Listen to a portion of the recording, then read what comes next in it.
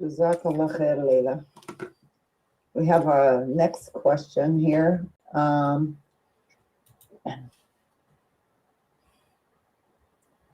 About the verse of the Quran where Allah talks about hitting your wife.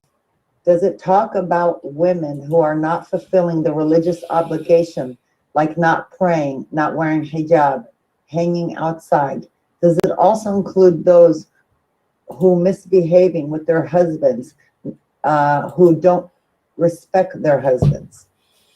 Okay, this is another thing that makes me angry as a female daya.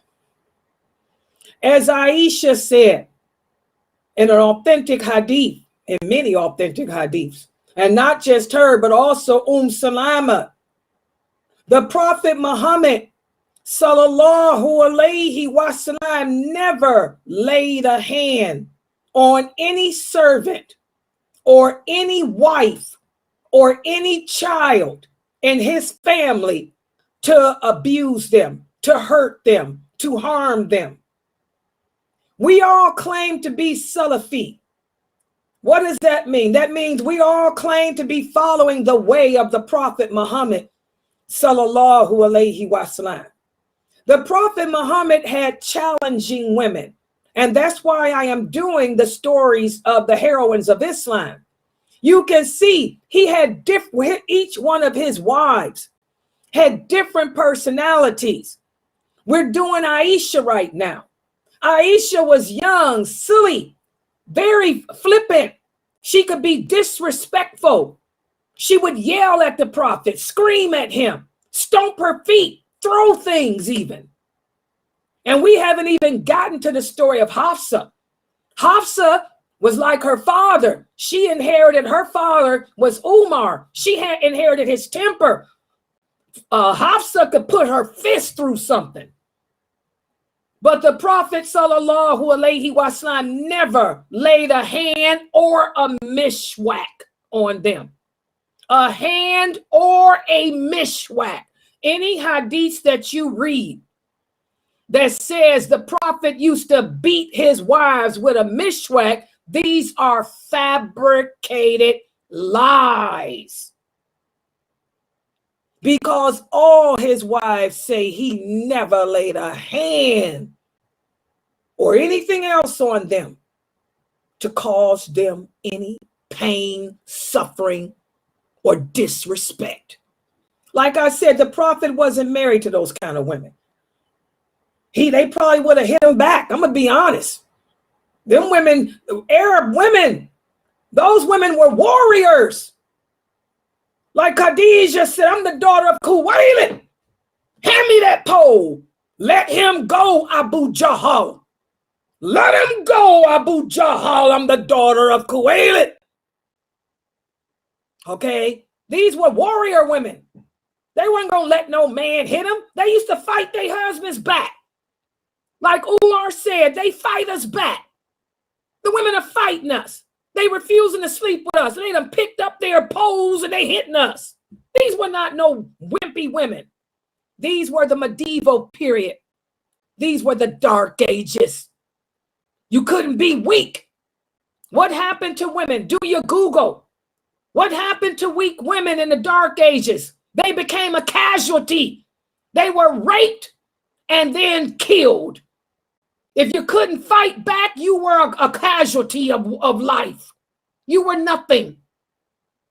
Only the strong survive.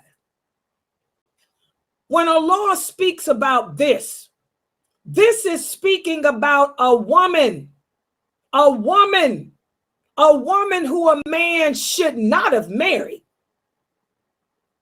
Remember, the Prophet sallallahu alaihi wasallam had a lot of people convert to Islam, not out of sincerity, but to spy on him, to try to stir up dissension between him and the Jews, dissension between him and the other Arab tribes.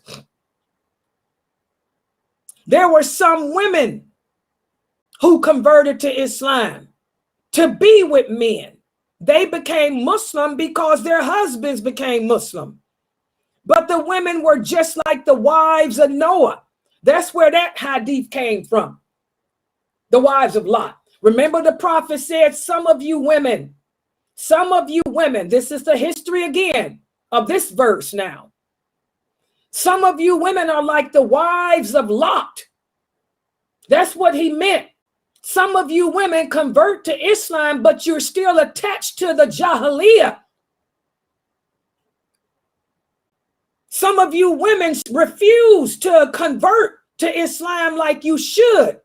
You should enter Islam in total submission, willingly. And so here the prophet laid out through the Quran, this verse, Allah tells you how to handle, tells a man how to deal with a woman that is like Lot, like the people of Lot. Does everybody understand what I'm saying? You can give me any verse of that Quran and I can explain it to you because I know the hadiths. This is what the prophet meant when he said, you will never understand that Quran until you learn my sunnah. Learn what I said. Learn what I did. History is important. The prophet said a lot of you women are like the women of like the wife of Lot. You embrace Islam, but you're still attached to this Jahiliyyah, this dunya.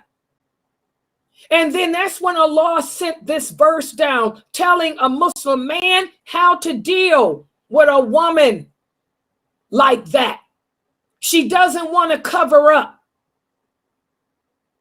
She doesn't want to stay in the house. She wants to hang out in the marketplace with the men and be a prostitute. That's what the women did back in that century. Okay? So Allah tells the men how to handle a woman like that. You married a woman like the women of the people of Lot. She doesn't want to listen to you when you're gone. When you're gone, she's back out in the dunya. She's in the marketplace, doing what she shouldn't do, not dressing properly in the faces of men. You admonish her first. If she continues, then you refuse to sleep with her, because no woman, no matter how bad she is, likes to be ignored.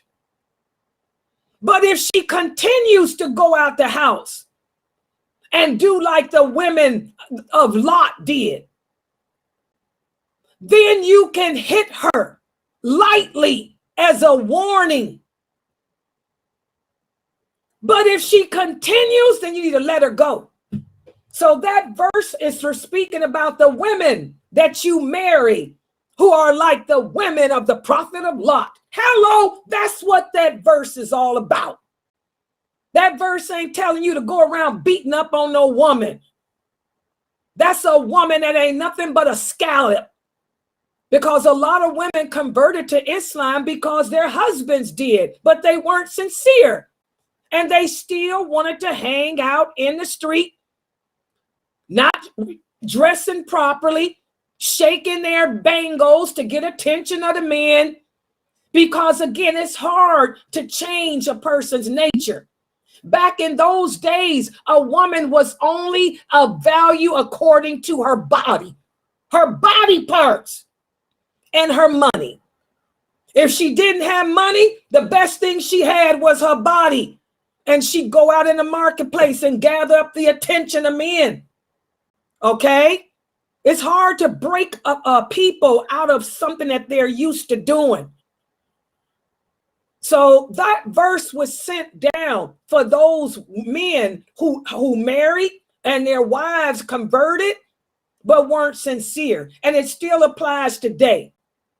That's not talking about a woman like Layla Nashiba, because I believe La ilaha illallah Muhammadur Rasulullah. Number one, you put your hands on me, you're going to walk away with a nub. You understand? I'm going to take your hand off.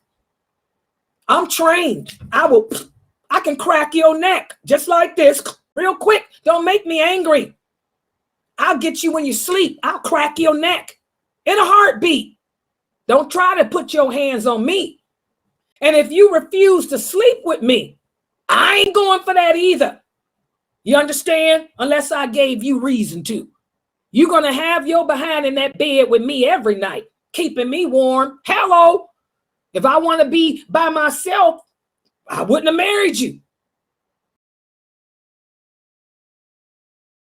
So that don't work on us.